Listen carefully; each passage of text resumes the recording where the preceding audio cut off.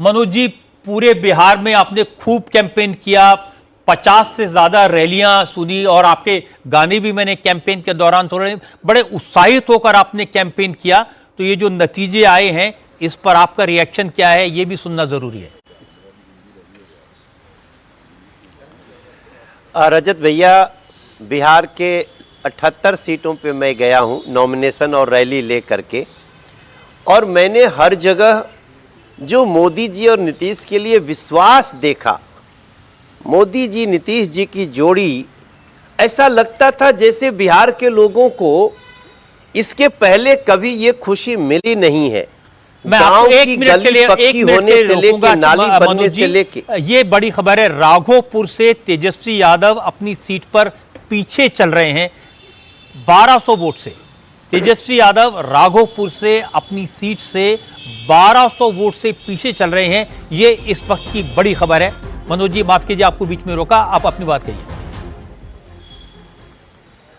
नहीं बिल्कुल भैया, और मैं राघोपुर आने वाला भी था। तो जो लोगों का विश्वास, भैया मैं बिहार का ही हूँ, हमारा बिहार के पुराने शाहाबाद के वर्तमान कैमूर जिले में अतरवलिया गांव है हमारा, और हम लोग जब ग्राउंड पे जाते थे छोटी मोटी बातें रहती थीं, लेकिन उसके बाद भी लोगों के मन में था कि नहीं, अब सिर्फ और सिर्फ नीतीश और मोदी जी, चिराग पासवान, उपेंद्र कुशवाहा, मांझी जी का ये जो टीम है, इसको आगे बढ़ाना है।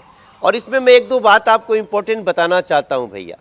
जिस दिन तेजस्वी बाबू ने साहबुद्दीन अमर रहें कहा, उस दिन बिहार पहचान लिया कि ये जंगल राज ही रहेंगे और किसी को बहस करने की आवश्यकता नहीं। और जिस दिन उस पे राहुल गांधी ने छठ माँ की पूजा को ड्रामा बोल दिया, गली गली में हमने इसका क्रोश देखा।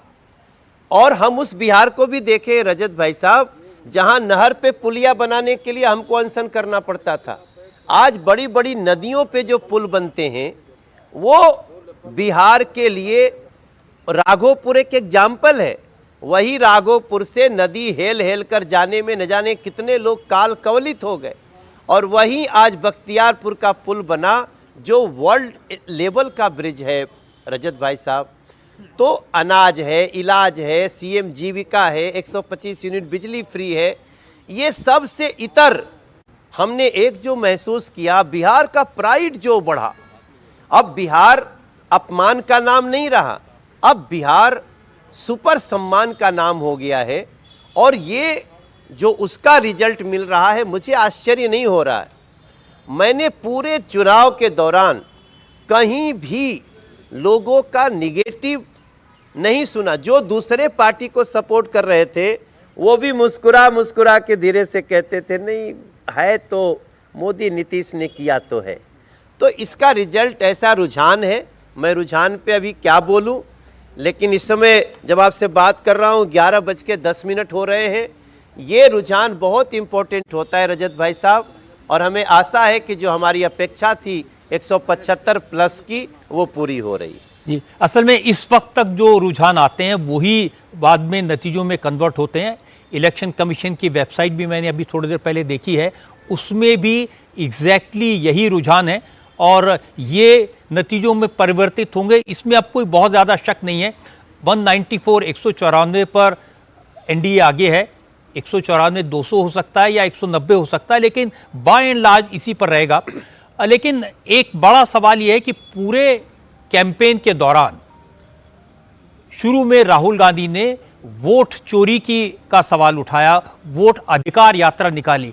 आपको नहीं लगा कि ऐसी बातों का कोई खास असर हुआ? भीड़ तो काफी थी वहां। उसने निगेटिव असर दिया महागठबंधन को। मैं जब एक आध बार ऐसा भी हुआ कि मैं जा रहा था और कोई सड़क पे खड़ा होके महागठबंधन का आदमी ऐसे बोला, वोट चोर वोट चोर। तो जो वहां बाकी 60-70 लोग थे, उनको मैंने ये भी कहते हुए सुना कि अब वो शब्द में नहीं बोलना चाहता हूं, थोड़ा सा एक गाली देते हुए कि तुम लोगों को यही हराएगा, तुम लोग को यही हराएगा। मतलब वोट चोर और वोट चोरी कहने से बिहार के लोगों को गुस्सा आता था महागठबंधन पे भैया। अब पता नहीं कैसे इसको गेज नहीं कर पाए महागठबंधन के लोग। वो मेरे लिए वो जो छोटी छोटी बातें आती थीं, मुझे याद है मैं जा रहा था मोकामा के तरफ और ये घटना घटी थी, तो मैं मानता हूं भाई जब हमारा वोट कटा ही नहीं है, हमारे परिवार का वोट कटा ही नहीं है और जो गलत वोट है वो किसी का कट गया तो लोग खुश हैं उससे, लोग उससे नाराज नहीं है भैया। इसलिए वोट चोरी, एसआईआर का विरोध, इसमें जो इलीगल घुसपैठियों को वोटर बनाने की ललक दिखी महागठबंधन में, उसने महागठबंधन का रहा सहा जो थोड़ा बहुत असर था उसको खत्म किया है, ऐसा मेरा मानना है। आप जब इन इलाकों में घूमते थे, कैंपेन करते थे, लोगों से मिलते थे, तो क्या सुनाई देता था आपको? भैया मैं आपको एक दृश्य बताता हूं। मैं जा रहा था इधर बगहा के तरफ और वहां थारू जनजाति के लोग रहते हैं। आप उनको देखेंगे ना तो आप उनको लगेगा कि हम कहीं नॉर्थ ईस्ट के लोगों से मिल रहे हैं या ऐसे। तो मुझे बताया गया थारू जनजाति के लोग हैं जिनको अटल जी ने 2003 में जनजाति का दर्जा दिया था। उनकी जो माताएं बहनें खेतों में काम कर रही थीं, वो दौड़ दौड़ के आती थी। और मैं किसके साथ था, एक कैंडिडेट, नाम भूल रहा हूं, तो मैंने कहा भैया ये लोग कौन है? उनकी इतनी खुशी, आज जब मुंह खोलते थे तो भोजपुरी बोलते थे। तो मैं समझ गया कि जो खेतों से मजदूर भाग करके किसी स्टार प्रचारक को देखने आ रहा है, इस बिहार का ऐसा स्वरूप हमने 2020 में नहीं देखा था, वैसा स्वरूप हमने 2015 में नहीं देखा था भैया। 2015 थोड़ा सा डिफरेंट भी था। तो मेरा मानना है कि जो बिहार का प्राइड जगह है, वो बिहार का प्राइड ने भी बहुत लोगों को आकर्षित किया है। गांव गांव लोगों को पेंशन बढ़ गए, 400 का 1100 हो गया, 6000 किसान का 9000। इसका असर जब हम, एक और बात आपको बता के मैं रुकूंगा, मैं जब सभा में बोलता था कि अब किसान समृद्धि योजना का कितना मिलता है, बोलते हैं 6000, हम के अब इसको नया करने जा रहे हैं, तो पूरी भीड़ बोलती थी 9000 9000। ये जो आज मीडिया की, सोशल मीडिया की गांव गांव पैठ हुई है, अब चुनाव डिफरेंट हो रहा है भैया। और मेरा विश्वास है कि अब काम करने वाले ही जीतेंगे। रजत भाई साहब, आपको तो पता है हम 2500 वर्ष पहले, हम लिच्छवी गणराज्य वाले बिहार हैं, 2500 वर्ष पहले हमारे यहाँ चुनाव होता था। ये बिहार ने संकेत दिया है कि यहाँ पे विकास और विरासत दोनों चलेगा, सबका साथ सबका विकास चलेगा। अब नफरत और सहाबुद्दीन जिंदाबाद नहीं चलेगा। बहुत बहुत शुक्रिया आपका। नहीं सर, ऐसे कैसे आप जाने देंगे? अच्छा, ठीक है, ऐसे कैसे आप जाने देंगे मनोज जी? शायद उन्होंने कहा था मैं इसके बाद रुकूंगा इसलिए। मनोज जी, गाना गाए बिना नहीं भैया, ये संगीत के बिना कोई चुनाव पूरा नहीं होता मनोज जी। तो ये तो हिंद के नहीं भैया, मैं आपको रजत जी, और मैं जो अभी आवाज ही सुन पा रहा हूँ, मैं देख नहीं पा रहा हूँ। मीनाक्षी हैं, शायद मीनाक्षी की आवाज है। ये भी स्टार हैं, योगाचारी मीनाक्षी। तो हमने एक गाना गाया था बिहार की प्राइड को लेके, वो पूरे बिहार के लोग गा रहे थे। अरे माटी को सोना करने वाली कलाकारी है जी, हाँ हम बिहारी हैं जी, थोड़े संस्कारी हैं जी, अकेले चाणक्य जैसे 100 पे भारी हैं जी, हाँ हम बिहारी हैं जी। और आज एक लाइन जोड़ रहा हूं कि जाति की दीवार टूटी, हम बिहार के आभारी हैं जी, हाँ हम बिहारी हैं जी, थोड़े संस्कार। बिहार संस्कारी बिहार है रजत भैया, और उसको मोदी जी, नीतीश जी के रूप में अपना पसंद मिल गया है। नहीं, इसमें कोई शक नहीं कि बिहार के लोग संस्कारी हैं, बिहार के लोग इंटेलिजेंट हैं, और बिहार के लोगों को जब जब अवसर मिला है उसको उन्होंने सफलता में कन्वर्ट किया है। और ये पूरी दुनिया में इसको लोग जानते हैं। लेकिन बिहार की स्थिति अब जाकर सुधरना शुरू हुई और बड़ा चैलेंज होगा इस नई सरकार के सामने। लेकिन चुनाव के दौरान मैंने आपसे राहुल गांधी की बात की, तेजस्वी यादव ने यह कहना शुरू किया था कि तेजस्वी भ्रष्टाचार को रोकेगा, उसकी परछाई भी अगर भ्रष्टाचार करेगी तो उसको जेल में डाल देगा।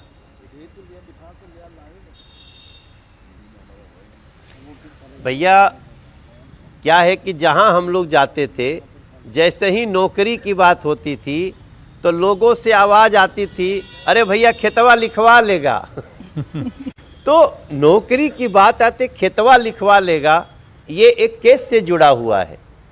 तो आप कहने को तो हर नेता समझदारी से बोलना चाहता है, लेकिन आप एक तरफ सहाबुद्दीन अमर रहे बोलेंगे और एक तरफ आप बोलेंगे कि हम भ्रष्टाचार रोकेंगे, हम अपराध रोकेंगे, तो कोई इसको विश्वास नहीं करता है रजत भाई साहब। और इसको पता नहीं, इन लोगों को पता रहता है कि नहीं कि हम आज जो बोले हैं कल जो बोले हैं दोनों को मिला करके लोग देखेगा, शायद इसका भी मुझे अभाव दिखा। एक्चुअली आजकल डिजिटल मीडिया का ज़माना है, लोगों के पास में सारी इंफॉर्मेशन अवेलेबल रहती है। पहले आपने क्या कहा, आज आपने क्या कहा, पहले आपने क्या किया, आज आप क्या कर रहे हैं। और आप देखेंगे कि इस पूरे चुनाव में उन्होंने लालू यादव को पूरे कैंपेन से दूर रखा। सिर्फ एक वो अपराधी उम्मीदवार है जिसके यहां वो कैंपेन करने के लिए गए थे। देखिए, एक बहुत अच्छी बात आपने कही कि डिजिटल युग है। इसमें जहां कुछ लोग कोशिश करते हैं फैक्ट को घुमाने की, वहीं बहुत सारे लोग एग्जैक्ट फैक्ट के साथ रिपोर्टिंग करते हैं। हमने इस चुनाव में रजत भाई साहब आपका एक वीडियो बहुत चलते हुए देखा जिसमें आप कुछ फैक्ट्स बता रहे हैं। तो अब ये जो डिजिटल युग है ना, ये एक एक गांव की कन्या को भी, कन्या बोलते हैं बहू को जो घर में रहती है, कन्या को भी सजग कर रहा है। ओकरो पास मोबाइल बाटे, वो धीरे से देख लेती है, ओकरा बहरे जाके मार्केट में थोड़े सुने के बाद भाषण कोई के। तो ये जो डिजिटल युग है इसका बहुत सकारात्मक उपयोग हो रहा है। लोग, जैसे आपके चैनल पे हूं इसलिए नहीं बोल रहा हूं, मैं एक पत्रकार के रूप में कई फैक्ट को चेक करने के लिए रजत शर्मा जी की रिपोर्टिंग देखता हूं। ऐसे 5-6 लोग हैं जिनकी रिपोर्टिंग देखता हूं, क्योंकि मुझे पता है कि अगर मेरी गलती हुई तो भी रजत भाई साहब हमको आईना दिखा देंगे। इसका डिजिटल लाभ जो हो रहा है वो चुनाव को और भी प्रामाणिक और प्रमुखता से, सजगता से आगे बढ़ा रहा है, ऐसा मेरा विश्वास। आपको लगता है ये जो कैंपेन एक तरह से चलाया है इलेक्शन कमीशन को डिमोलिश करने का, डिस्क्रेडिट करने का, चुनाव आयोग पर तरह तरह के आरोप लगाने का, इसका कोई असर पब्लिक माइंड पर होगा? कहीं दिखाई दिया, आपको सुनाई दिया? भैया थोड़े देर के लिए लोग ना भ्रमित दिख रहे थे, लेकिन जब हमारा वोट नहीं कट रहा है, हमारे घर के किसी महिला का वोट नहीं कट रहा है, बल्कि जो नहीं बन पा रहा था वो भी बन जा रहा है, तो फिर विश्वास बढ़ता है। तो निगेटिव कैंपेन अब चलने वाला नहीं है, क्योंकि लोगों के पास ना अब तो ऐसे ऐसे वीडियो बनते हैं। मान ले किसी ने कहा मनोज तिवारी ने हमको संसद में क्या किया, कुछ नहीं किया, तो पता चले कि किसी ने मनोज तिवारी का 4 भाषण लगा के और बीच में आता है रुको ठहरो ठहरो अभी दिखाता हूं, तो उसके बाद वो आ गया कि संसद में भाषण दे रहे। तो लोग दोनों जब एक ही साथ देख लेते हैं तो अब वो झूठ बोलने का चांस नहीं रहा। भैया आप कुछ पूछना चाहते हैं? नहीं, मैं तो राघोपुर का आपको अपडेट बताना चाह रहा था। मनोज जी आपने पहले भी सौरभ जिक्र किया शर्मा। था। मनोज जी नमस्कार। और राघोपुर से तेजस्वी पीछे ही चल रहे हैं अभी तो कुछ देर से। ये अपने आप में इसका बड़ा महत्व है कि खुद उनको आगे हो सकता है वो आगे फिर हो जाएं, लेकिन उनका अपनी सीट पर कुछ वक्त के लिए भी पीछे होना, तो ये तो पूरे माहौल को बता रहा है बिहार का क्या माहौल था। मेरा मानना है कि राघोपुर से तेजस्वी बाबू हार जाएंगे, क्योंकि राघोपुर में ही बख्तियारपुर का पुल बना है जो बख्तियारपुर जाता है, और वो पुल देखने के बाद राघोपुर गांव के लोगों का जो मानसिक बदलाव हुआ है, अब अगर जाति की दीवार कहीं सबसे ज्यादा टूटी है तो वो राघोपुर में टूटी है, ऐसा मेरा साक्षात अनुभव हुआ है। एक प्रश्न और है मेरा मनोज जी कि विपक्ष लगातार एक परसेप्शन आम जनता के बीच में गढ़ने की कोशिश कर रहा था कि अगर एनडीए को वोट दे दिया तो बीजेपी नीतीश कुमार को मुख्यमंत्री नहीं बनाने जा रही है। जब आप जनता के बीच जा रहे थे तब आप क्या सुन रहे थे? दो डायलॉग सुन रहे थे, एक ये वाला सुन रहे थे जो आपने कहा, दूसरा एक अमित शाह जी का एक वीडियो चल रहा था कि सीएम और पीएम का अगले 10 साल तक कोई वैकेंसी नहीं है। तो लोगों के सामने ही था, बोले ना कि दोनों आ रहा है। और अमित शाह जी हमारे पार्टी के सारे प्रमुख बातों को मीडिया में रखते हैं, तो लोगों को स्पष्ट हो जा रहा था। एक बार उनके बयान को थोड़ा सा तोड़ मरोड़ के लेने की कोशिश की गई कि चुनाव बाद डिसीजन होगा, लेकिन चुनाव बाद हम नेतृत्व में जिसके लड़ते हैं उसको भी बनाने के लिए एक छोटी फॉर्मेलिटी तो मंडल की होती है, विधायक मंडल की। लेकिन उसके बाद फिर उन्होंने दूसरा बयान दिया कि सीएम और पीएम की कोई वैकेंसी नहीं है, तो सब समझ गए कि नीतीश जी और पीएम मोदी जी दोनों अपने अपने पद पे बने रहेंगे। मनोज जी, मीनाक्षी ने आपसे गाने की बात कही थी, अब ये चुनाव तो हो गया, कैंपेन का गाना तो आपने सुना दिया, अब जो जीत का जश्न है उसका गाना क्या होगा?